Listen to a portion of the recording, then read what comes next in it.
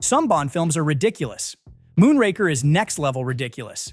Even Sean Connery trashed it, calling it all effects and no substance. I went in London to see Moonraker with Roger, and I think it's departed so much from any sort of credence from the reality that we had in my 6 films, he said. But if you ask Tarantino, the worst thing about Moonraker isn't the absurd plot or the space lasers. It's the Bond girl, Dr. Holly Goodhead. Bond girl names have always been a little on the nose. Pussy Galore is probably the most infamous, but by the time they got to Moonraker, Tarantino felt like they weren't even trying anymore. He said it's such an obvious pun, it's not even worthy of a Bond movie. But his real problem wasn't just the name. It was the character.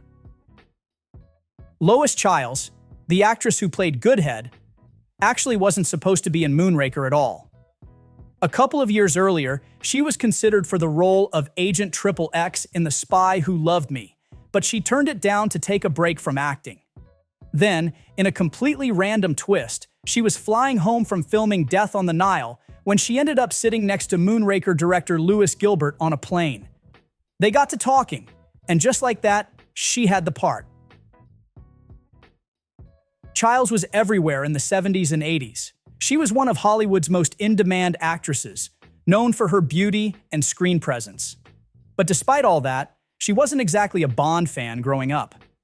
I grew up in Alice, Texas, a small oil town with one theater that only showed Roy Rogers movies, she once said.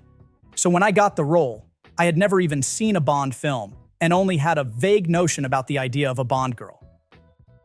Now in Moonraker, Holly Goodhead was supposed to be different. She's a CIA agent, she's got her own gadgets, and she's supposed to be Bond's equal. But according to Tarantino, the movie never figured out what to do with her. I think they were torn between 3 different ideas, and they never made a decision. So she never really had a character to play. And yeah, she does spend a good chunk of the movie just standing around. I think she's more of an appendage. She's just the silent partner standing right next to him, shoulder to shoulder, saying nothing for the last 20 minutes of the movie. And that, for Tarantino, is what makes her the worst Bond girl. He didn't just dislike the performance. He thought she wasn't given anything to work with. He compared her to Jill Saint, John in Diamonds Are Forever, a character who at least had personality. You can like her, you cannot like her, he said, but she plays a character. And there's a contrast between her and Bond. There's a contrast between her and everything else going on.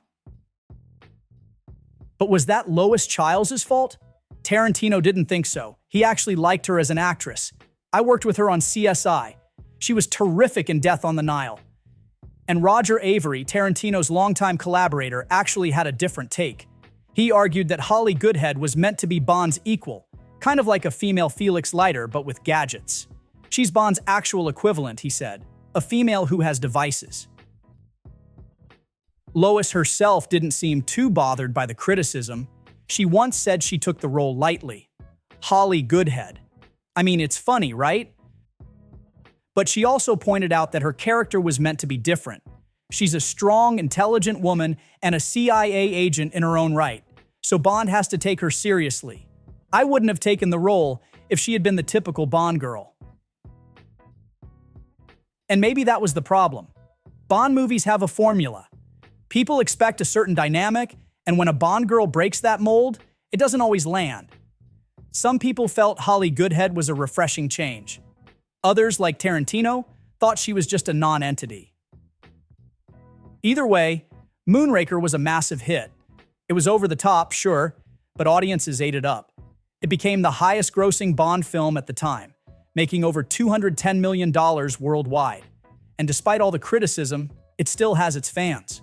After all, where else are you going to see James Bond fight in zero gravity? So, was Holly Goodhead really the worst Bond girl? Or was she just stuck in the most absurd Bond movie of all time?